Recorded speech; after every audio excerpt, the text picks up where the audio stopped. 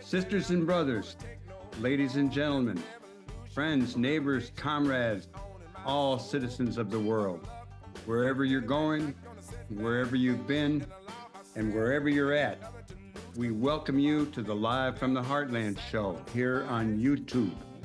New episodes air every Friday at 9 a.m. Central Time with individual interviews posted throughout the following week.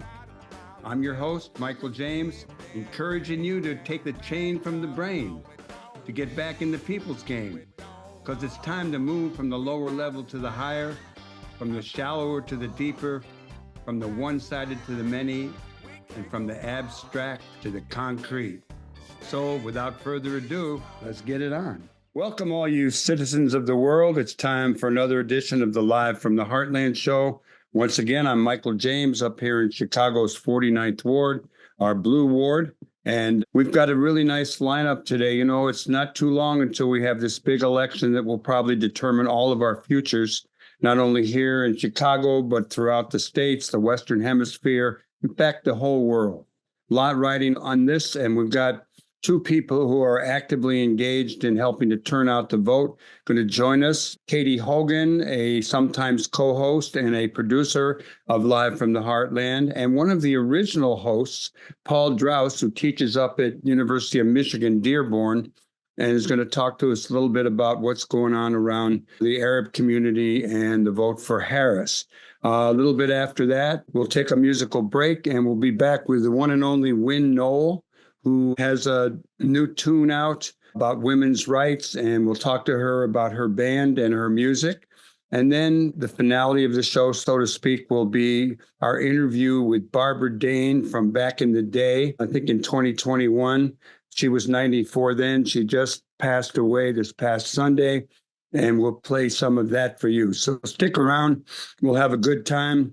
You'll get a lot of information, and hopefully you'll be inspired to go forth to not only turn out some good numbers in this election, but to help make the world a better place. Be right back.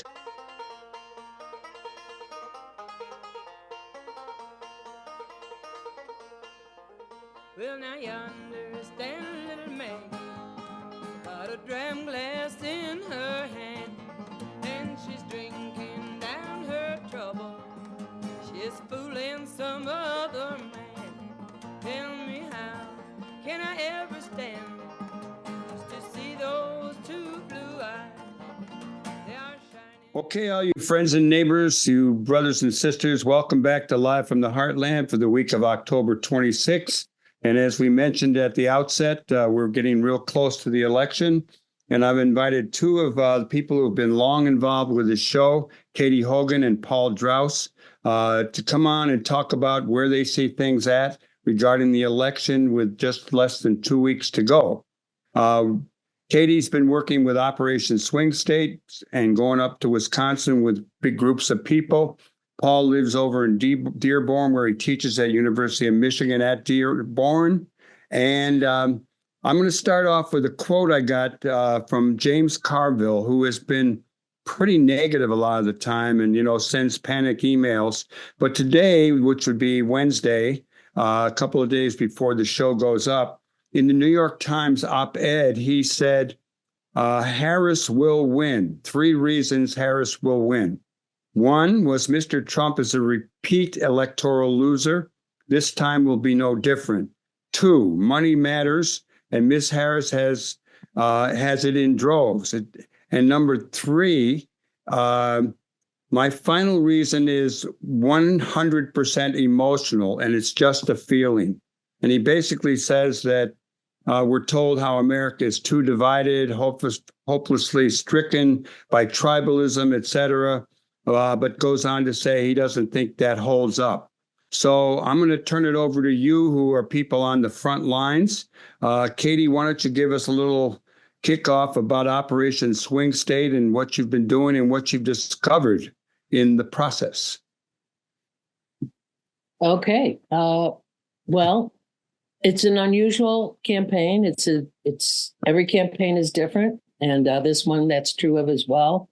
I think when I was on the show a little earlier in this election cycle, I might have mentioned the enormous amount of volunteers that have come out of the woodwork. And that continues to happen. Last Saturday, when we had a room full of canvassers just before putting them on the road to go to Milwaukee last week, as I do every time, I said, how many people are here for the first time? How many people are doing this as their first canvass in their lives? Put your hand up. And again, last week, it was almost half the people in the room. And when that happens, I have two reactions. One, I sort of have an involuntary sob of joy. And two, I just start applauding, and as does everyone in the room, to have this new energy taking part in the election and, kind of grabbing their power finally. So Operation Swing State has really knocked a hell of a lot of doors, over 100,000 doors in both Michigan and Wisconsin. Last weekend, we had 1,000 people in Wisconsin alone from Chicago and environs. So we're now to the point where the leaders of Operation Swing State, in communication with some folks like us on the East Coast, are sort of in a competition to see how many people they can on the East Coast get into the state of Pennsylvania versus Chicago going into our two states. I was told, and I'm on the staff of this bunch, so I get told things, and then I say yes, sir. That in the last 2 weeks, I'm to go to Muskegon, so I have not yet done any Michigan trips because we're further north in the city and we just go to Wisconsin. But now I'm going to do multiple days in a row in Muskegon. And maybe you can tell me what goes on there. I don't know, Paul. So Muskegon, I mean, that's good, I think, because Muskegon is one of the cities. It's a smaller city in Michigan, but it does have a significant African-American population there. So I'm guessing this is turnout. I mean, you're trying to maximize your turnout in Saginaw, Muskegon, Benton Harbor, and of course Grand Rapids, Detroit, Flint, etc. Holland. What about Holland? Holland is a very conservative overall, very white conservative. And the west part of, we joke sometimes that you've got Michigan, and like Western Michigan is basically Alabama, but it's half true. I mean, it's a very conservative area of the state, Western Michigan. In part, it has to do with religious tradition. It's the center of Calvinist culture. And so you have a lot of this, Christian conservatives there. Some of those Christian conservatives are genuine Christians and they're Democrats. But it does, especially outside of Grand Rapids, it tends to be very conservative. I don't know. I mean, this is a question with this election. Maybe you would know better than I would. I'm trying to figure this out too. I don't know if I'm getting ahead of myself, but how many of those suburbanites are going to in the end vote for Trump? A lot of them are, no doubt, men in particular, but I think the question is women. And I think here in Michigan, I think it's going to come down to that. Well, one of the major issues is in this election is gender. Abortions have increased around the country, even for women in states with rigid bans. And, the Democrats are placing a lot of hope on women turning out. Go ahead, Katy. What we have run into in going to the doors, we will have on our little minivan that guides us, tells us which doors to knock on and who we're talking to at the doors. And we will have a female name on the address, and a male will answer the door. And we will say, we're here to talk to Jessica or Amanda or whatever. And he'll say that, well, they're not here. And then in conversing with him, of course, we'll find out he's a Trump supporter. I'm going to find this little thing I have over here that started a couple of elections ago where you go into your nearby restaurants, gas stations, clubs, bars, whatever, and you go to the ladies' room, and inside the stalls, you put something like this, which basically says, "Hello, gorgeous." When you vote in November, your vote is your vote, and no one can see what you vote for in the polls. I hope you will consider protecting the right of women in your life by voting Harris Walls. And then there's the inevitable QR code. In any case, I've got these little Post-its that I'm going to hand out to a bunch of people in Wisconsin and Michigan in their remaining trips, and say, put them up, gals, put them up wherever they are. It's a hokey thing, I know that, but no, I like it. I like it. It's creative. You know, I mean, the whole campaign is kind of creative in that way. For those of us who can't help ourselves but register people to vote, I bought these cards online, blank cards that I can send to all the 50 some people that I registered to vote this cycle, saying, your vote is your power. Don't waste it. Get out there. Early voting has begun, yada, yada.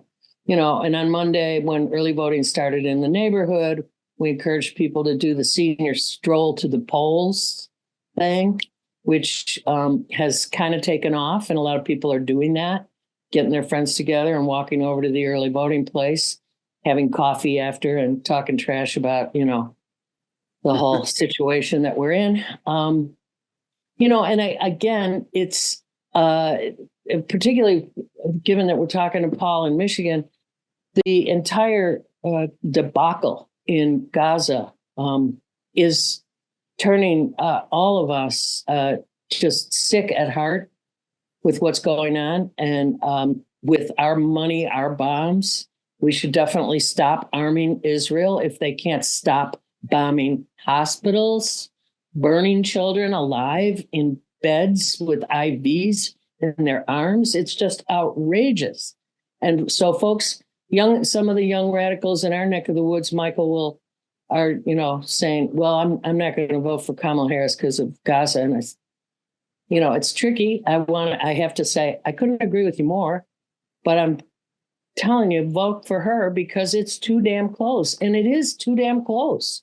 It shouldn't be this close, but it is. Following the election, I think I'm assuming she'll win, but I'm an eternal optimist, as you both know.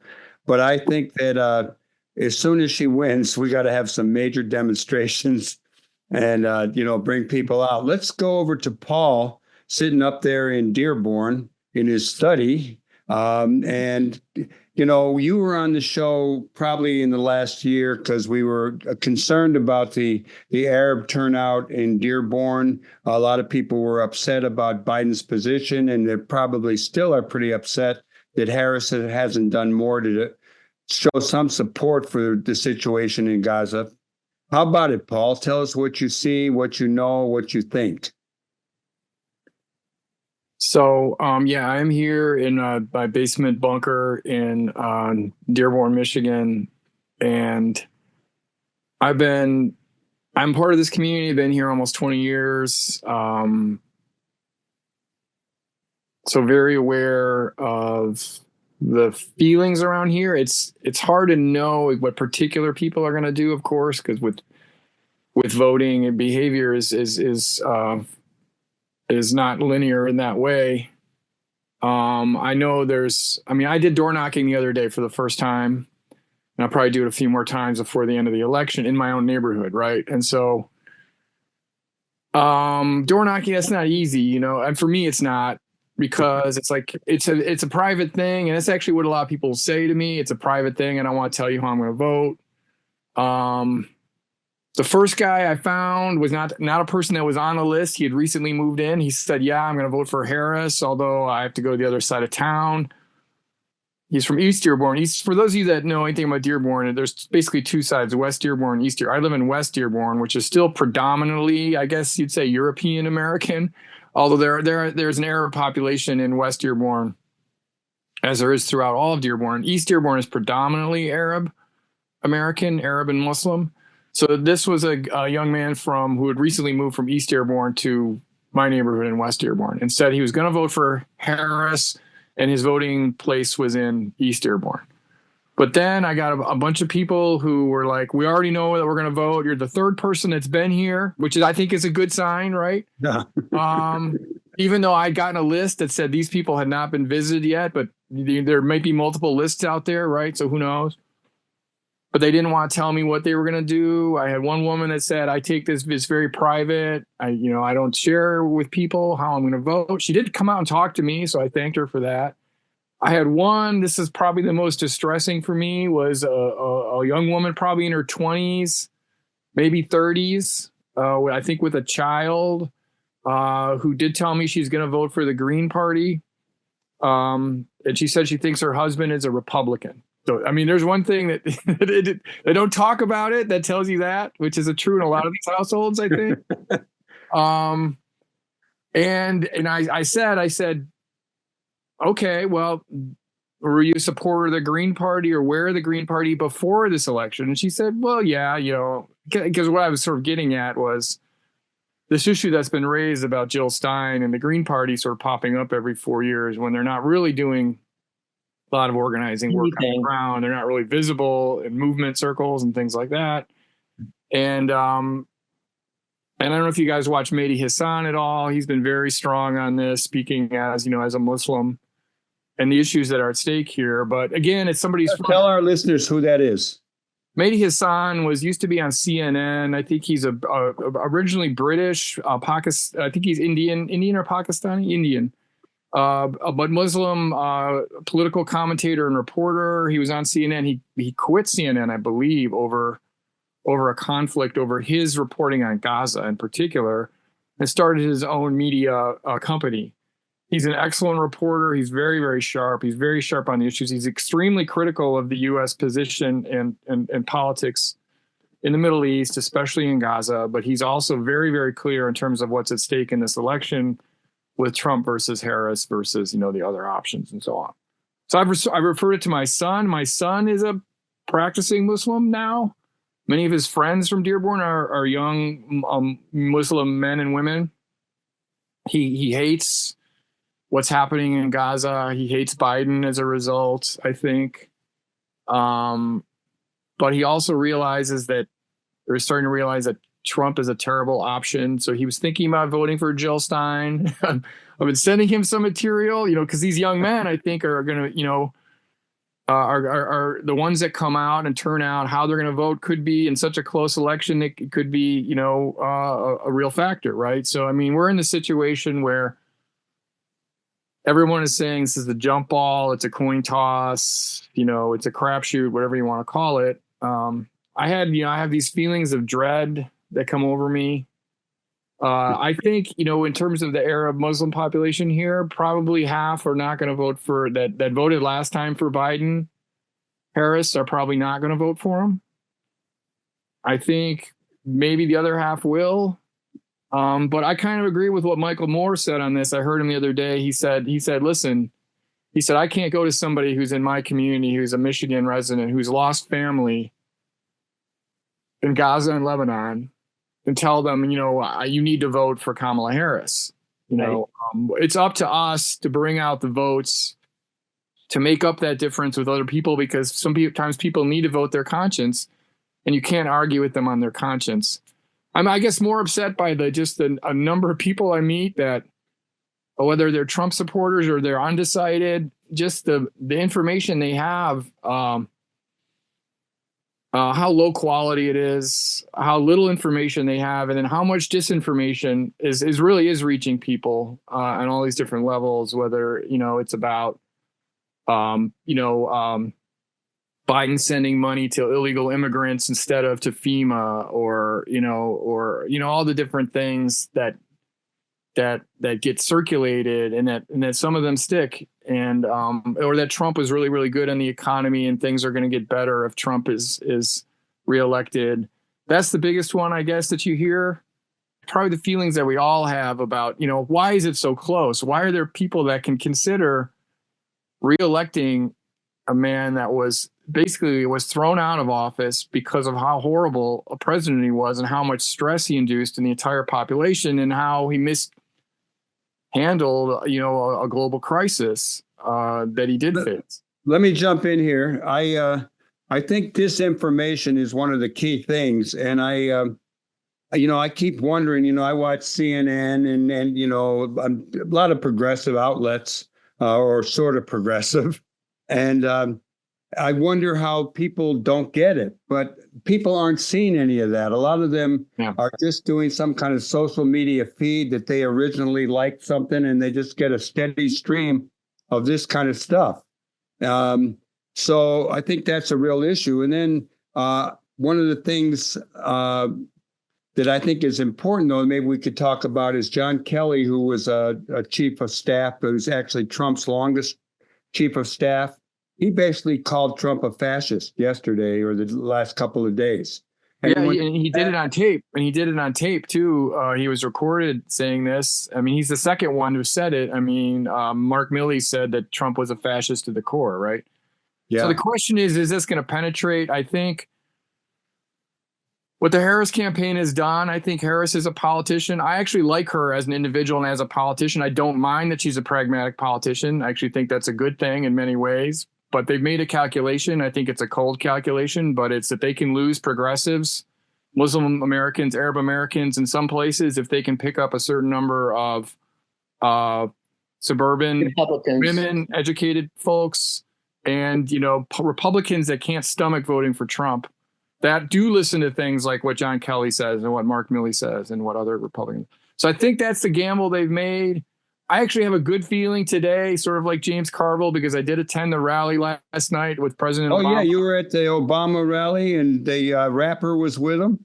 Eminem introduced him, and it was a whole, and Big Gretch was there, Gretchen Whitmer, the governor. Oh, wow, cool. Who was very popular. It was 12,000 people packed into, the Huntington Place, which used to be Cobo Center. Oh, yeah, I've been there. Did they tell everybody to go knock doors? That's it. Yeah, that's what it was all about, getting people to go out and get your neighbors, get your friends, get them to vote, But then I get into the lift afterwards with my wife and daughter, and it's a young African-American woman driving. And she says, yeah. I said, we went to a rally and Obama was here. And she said, yeah, I think Kamala Harris was here last week. And I said, well, oh, yeah, she'll probably be here 3 more times. And the young woman said, yeah, why are they coming here so much? I'm like, well, it is a swing state. And she's like, I'm definitely going to vote. My mom is going to vote. We're going to vote. But I think it's interesting that, we have to remember that people that don't follow this stuff, they don't know about the Electoral College. They don't know about the fact that even though that Kamala Harris will win a majority of votes, probably without a doubt, that doesn't mean she's going to be elected president. Yeah. And that's why these particular states are so important in these razor thin margins. My optimistic hope is, I think, like James Carville, and I think Michael Moore said this too. He said that the power and mobilization of women in particular in this election, and women, especially Black women and educated women, are some of the most consistent voters, that it will carry Kamala Harris over the edge in this case. And I'm actually secretly hoping that it's going to be bigger margins than we think, because a lot of the people that are saying they're undecided at this point are going to break in the end, especially the crazier and crazier Trump gets. But again, I mean, we've seen that happen so many times, and it didn't seem to make a dent in his 47%. So it's too close to be comfortable. Okay. I do have an optimistic feeling today, but I mean, I'm glad you're out there, Katie. I'm glad all those folks are out there talking to people, because I think even if you flip or convince 1 or 2 people, it's demoralizing to go to make 30 calls and only talk to 2 people, or to knock on doors, have people not home, people tell you to go away. I don't want to talk about it. But if you talk to 1 or 2 people and you inspire, you convince them to go, or you encourage them to go, that's where the differences are made. And I think you're right, Michael. The money that is showing up in terms of the organization, in terms of the strategies that are being employed, and the enthusiasm is real. So if we look at the history of these things, the more likable candidate, the one with more resources, a better ground game, tends to be the candidate who wins at the end of the day. And Trump has got a dismal message. I I don't Nothing understand. but Yeah. nothing but dismal. We're going to be out of time. I just want to put in, look, people, we have one weekend and then it's GOTV weekend. If you haven't done something yet, now's your chance. It is not too late. Some of the most important doors will be knocked in the next 10, 14 days and 13 days. And really, you want to be part of this. You definitely do not want to be there the day after we get the returns and say, gee, I could have done something. We have now to do it. And now also we're getting gas money for cars to drive, do these carpools. We're getting gas cards, and they're going to pay for hotel rooms for people who stay in Muskegon for 4 nights in GOTV and just knock doors like fanatics all day long. And guess what? Blue states have to vote like their hair's on fire too, to get that margin that we want. We want 30 million votes between them. That's my dream, is that 30 million more Americans vote for my side than for the goofball. And it's still too many that are. Yeah, voting. we need what they had in France, with the wall that emerged when they realized the real threat of this is a real authoritarian threat. He means what he says. Let's hope we got it. I want to thank you both for coming on live from the Heartland. Katy, I'll see you in the next few days. Paul, we'll stay in touch. It's always great to see your face. I remember the early days of the Live from the Heartland show when it was you and me and Katy, a few other people being the hosts. We had a good time. Say hi to your family. Katy, I'll see you later. Everybody else, stay tuned here on the left end of your dial or on YouTube, however you're getting the show. We'll be back with Win Noll and a little tribute to the late, great Barbara Dane.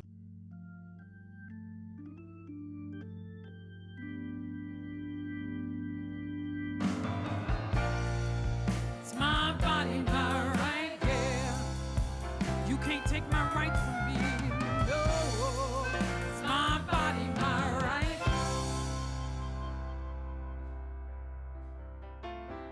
It's one step forward and 2 steps back. Welcome back, you citizens of the world. It's Live from the Heartland for the week of the 26th of October.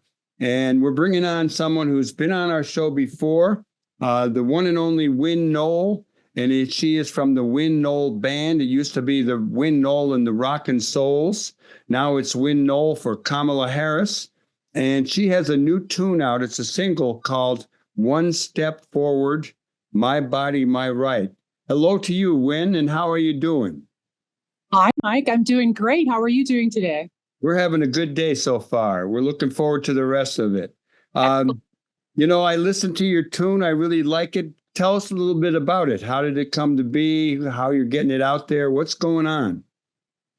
Well, it was honestly a guttural response to Roe versus Wade being overturned. It was a little bit of something I've never experienced in my lifetime. I've only experienced reproductive rights, and I just thought it was like a page from The Handmaid's Tale. I heard it. I heard the decision. A few years back, I literally teared up. And within hours, I started writing. I probably had the first verse because I just, I'm a really optimistic, glass is half full sort of girl. And I don't believe in pushing my dogma on anyone, but everyone deserves, a right to decide about their body. And so I started writing right away. And I never gave it a thought. It just happened. I was seized by the moment. Do you write most of your material, or do you do songs that others have recorded previously? It's a combination. Now it's a real combination. It takes courage to start really infiltrating your own music into your sets, because you're hoping and praying that it's received well, and you just have to leap. So I would say we're doing 5 to 7 original tunes right now in our show. So this is released as a single already. So how do you get it out there? Is that on Spotify, on YouTube? I saw it on YouTube. Yeah. Is it actually a record that you can buy or no? Yes. Apple Music. It's on Spotify and Apple Music. And people should just go to Win Noll. That's WIN. Yes. You can go to NOLL. Yep. Win Noll Band, and it'll pull up and probably some previous releases as well. But for this tune, yes, Win Noll. Well, I hope everybody listens to it. We're going to include it in this show, which goes up on a number of platforms, YouTube, radio, CAN TV. Sometimes they won't let us play the tunes because of Spotify or rights, but people have it now. They know how to get it. It's Win Noll, One Step Forward, My Body, My Right. So how are you working on getting it out and trying to get this message out, and ever getting any airplay on it? We're starting. Yes, we are getting airplay, and every event that's possible for getting out the word and getting out the vote, we are trying to attend, support, and perform. This is now my tool for getting things back in balance for women. This Friday, there is an event for a fundraiser for Planned Parenthood. It's at the X Mart in the city, in Uptown. It starts at 6 p.m. It's going to be a wonderful event filled with art, music, speakers. Come on down and show your support. I'll be performing. It sounds great. And for any of the people who may be getting the show before it comes out on Saturday, they might get it on YouTube or on Lumpen Radio. That's an interesting event, and it is in Uptown, and it will be Friday night. That's right. Let's hear a little bit about you and what you do, about your band. How's your band doing? And I know that you're not only a performer and a singer and a songwriter, you're a mom, an actress, and a runner, which we always like to know about. Tell us a little bit about how your days go and what you do. My days go with a little work, business phone calls. Then they are all about running. I help my mom. I take care of a number of lovely adopted kitties. I get to work from home, so I can incorporate all of these things. That kind of sums up a day. I get to work from home. I get to help my mom. I get to take care of these beautiful animals that seem to have found their way to me somehow. I was always a very traditional 2-dog, 1-cat woman until my daughters and I moved into a new place. And let's see, if you build it, they will come. Well, let's just say if you rent it, they will come.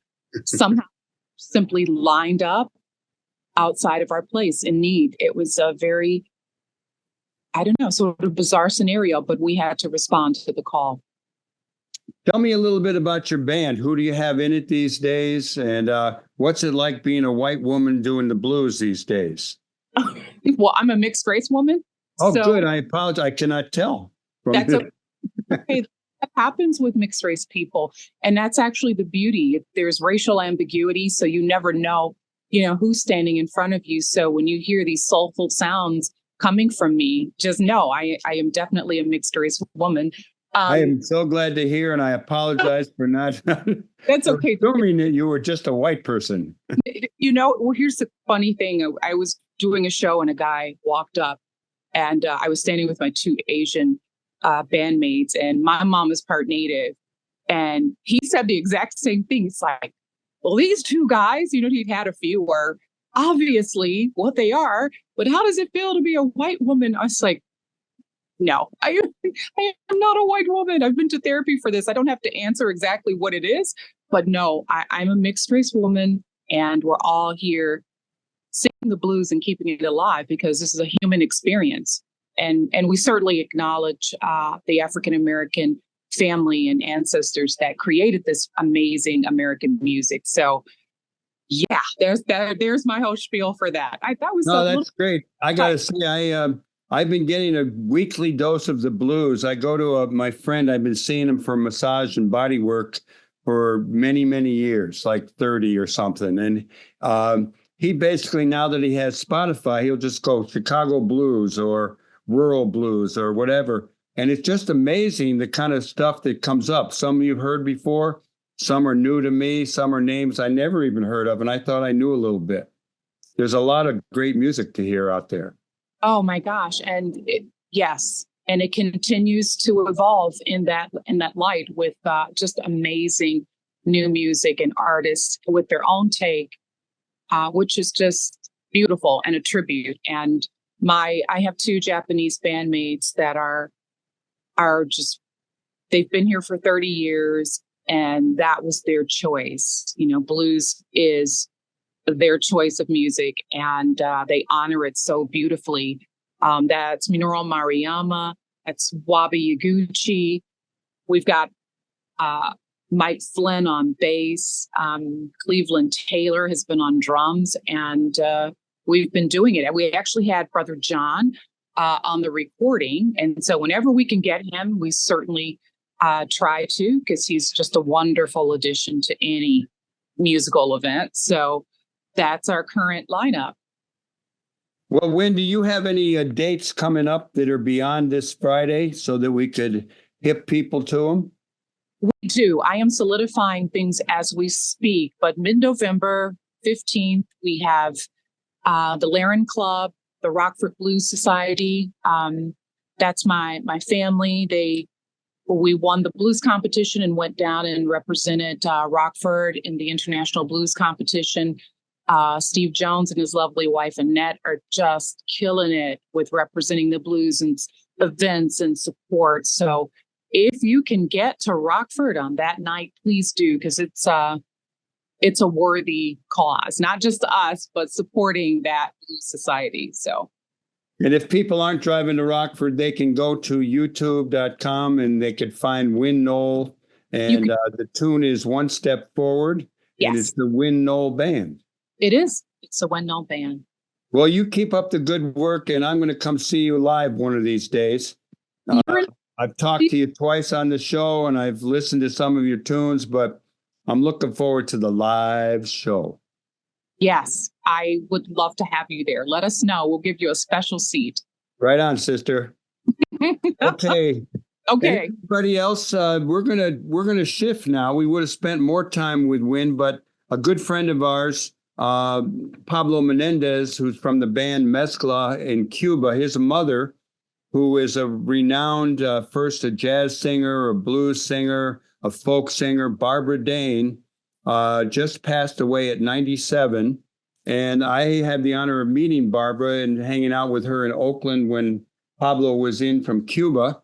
And she just passed away this past week. And people who don't know her should check out Barbara Dane.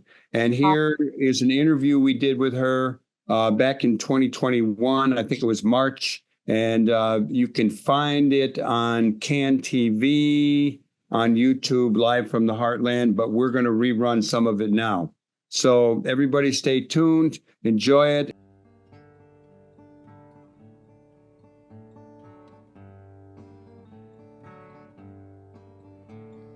When I was a young girl, I used to seek pleasure. When I was a young girl, I used to drink ale straight out of the ale. Barbara, it is so good to see you again, even if it's on Zoom. I met your son Pablo in Havana when I was there with Athletes United for Peace, and I missed his performance, but we hooked up and we brought him to the Heartland Cafe on numerous occasions. I know we couldn't bring him when Bush was in power, but under the Democrats, he played a lot of times in Chicago. And I love the fact that he plays Chicago, because I used to love playing Chicago myself. It's a great town. I hope you can come back here again sometime. and pay us a visit. But in spirit, I'm there. All right. I did get to meet you twice. Once was when you were playing with Pablo at Freight and Salvage in Berkeley, and Right. another time more recently in Oakland. And we want to thank you so much for joining us. And let's start by asking you, how are you doing during this time of the pandemic? Well, frankly, I'm doing fine because I don't go out of the house. I'm too old to run around, and to do much social life anyway. And what I really prize is the fact that Nina, my daughter, has moved to stay with me this last year and has been taking impeccable care of me all the time, even though she has cancer. And she sacrifices a lot of her own self sometimes. I think she doesn't like to admit that, but she's she's a reason I got to be 94, actually. Caregivers are essential, particularly those in our family. Some of us have been on that journey as well. God bless you, Nina.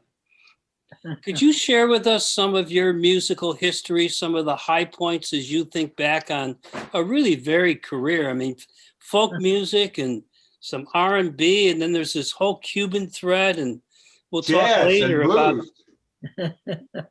Well, I always just sort of followed the music, and my mind about what I was going to play or sing was more concentrated on the content than the style.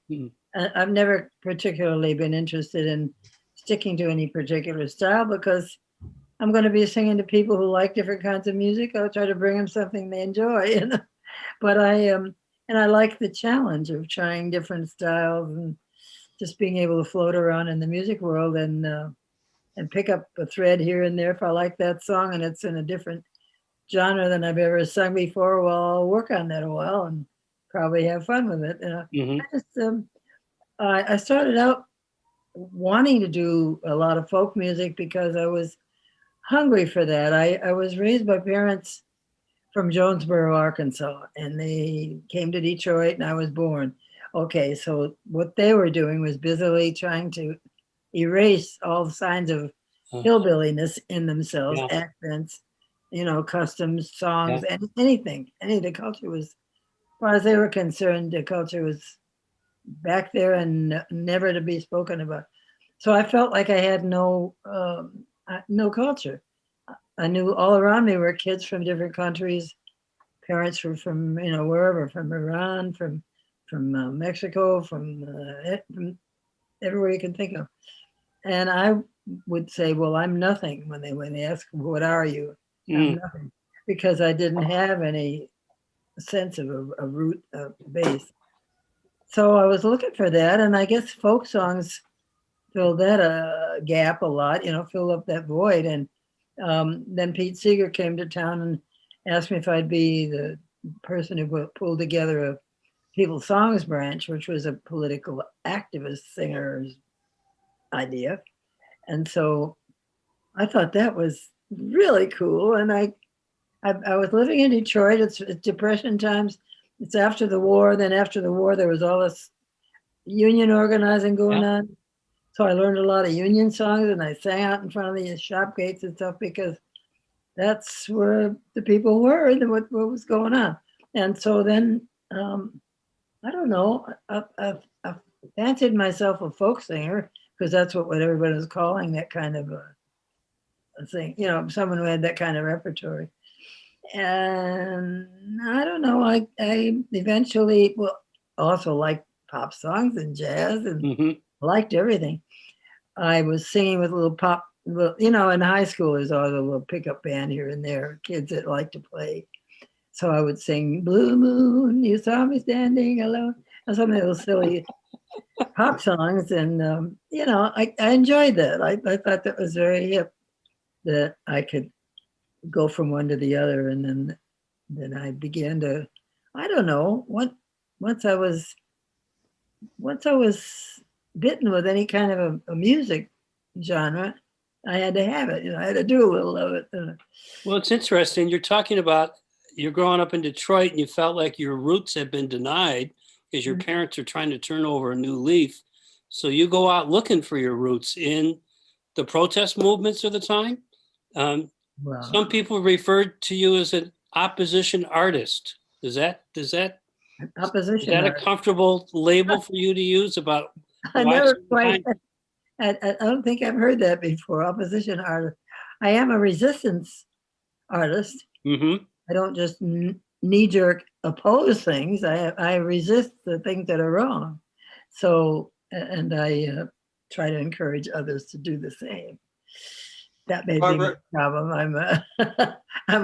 I'm the perennial outside agitator because what else, that's what it is. You mentioned starting in Detroit, singing, for people on strikes in the Pete Seeger group.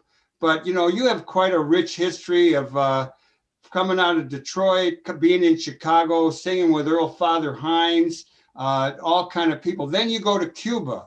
The FBI chases you around. Tell us a little They bit about... didn't start then. They started when I was 18. Uh-huh. By the time I went to Cuba, I was in my 30s at least. And no, they've been chasing me around ever since I was a teenager. I have evidence now. I have a big thick file. I can't even pick it up. It's over there somewhere. And some of it I have on CDs even. I started with the papers were coming so thick and fast once I got past the barriers of the FOIA, then they weren't coming fast, but they were coming thick.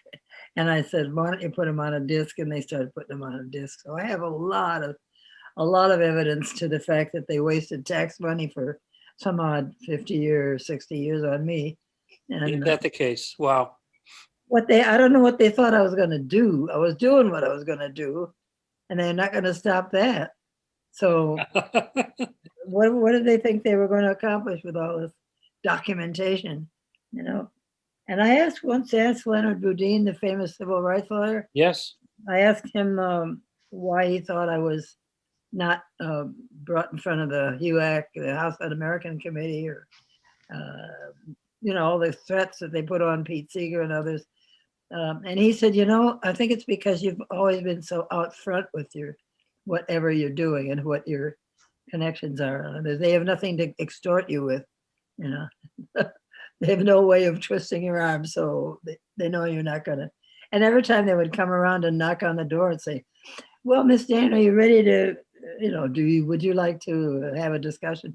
And I would just tell them to get the hell out and, basically gave them the middle finger. And that was our whole relationship for years. Let's ask you, are you making any music these days, and what are you listening to? I'm making music all the time. I'm irrepressible in that way. I can't stop, but making it in public and having people pay for it, no more. That's over. I'm not going to do it.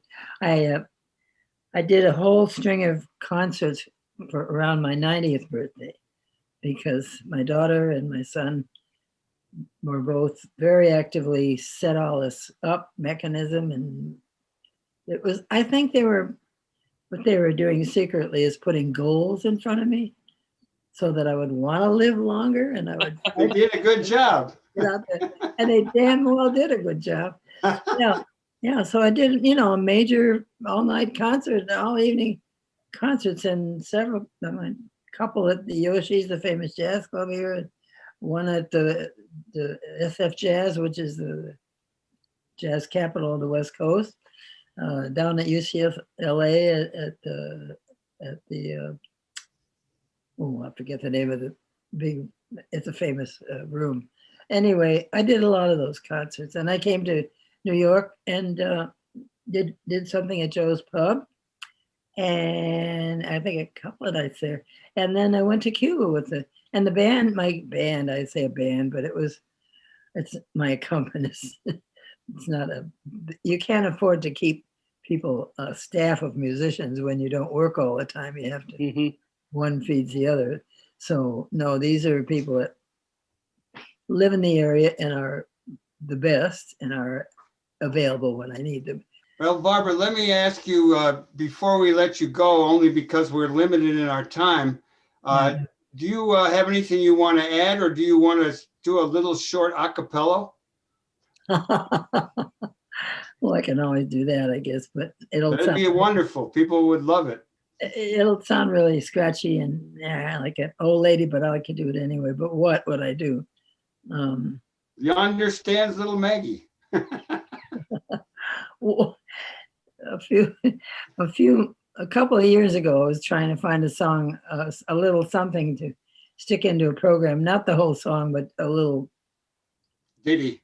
stab of this. And I looked around online and I found this little verse, which I then fixed up my way. And it was, I wrote to the guys in Australia who had written it, and they wrote back saying, sure, you can use it. Yeah, sure.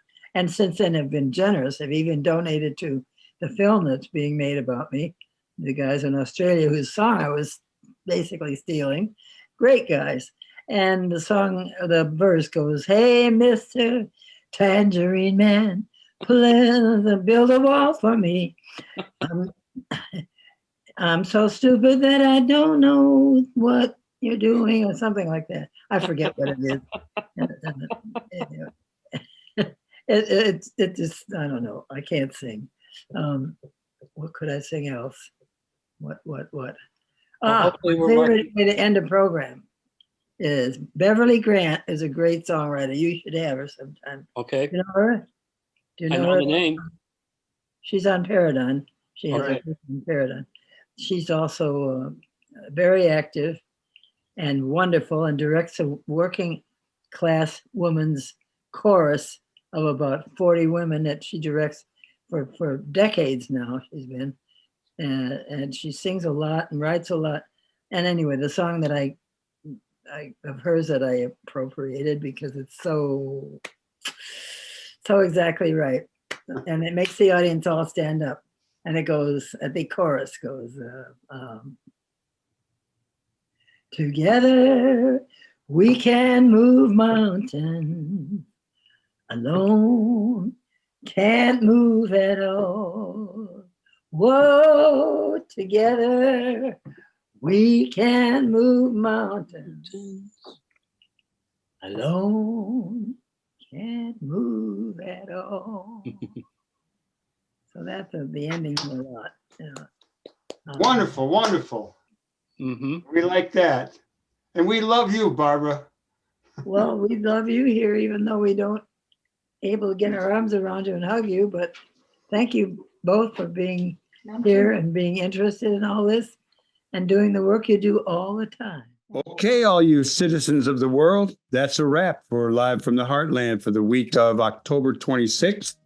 And I want to thank everyone who made this show possible. Certainly our guests, Katy Hogan, Paul Draus, Win Noll, and the late, great Barbara Dane. And I want to thank Hal James, our engineer, our producers, Tom Clark, Katy Hogan, and Lynn Orman. And we're getting close to that election. Don't forget, call your friends in all those red states and get them to come out and vote for you-know-who. And we'll be back next week, which will be our final show before the election. So we'll have some good input from some people in the know. Have a great week. Do good in the world. The world needs all the good that you do, that I do, that we do together. All power to the people.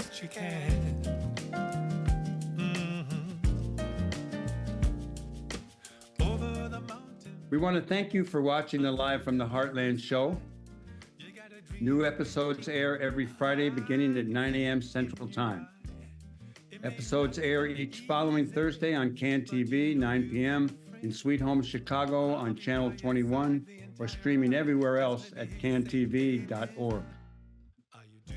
Audio episodes go live on WLUW each Saturday, 9 a.m. on the left end of your dial at 88.7 FM, or streaming everywhere worldwide at WLUW.org. They're available on Apple and Spotify podcasts by looking up Live from the Heartland on either platform, and are also broadcast on Lumpen Radio each Friday at 9 a.m. on 105.5 FM and streaming at lumpenradio.com. I'm Michael James, and I'm glad to have been your host.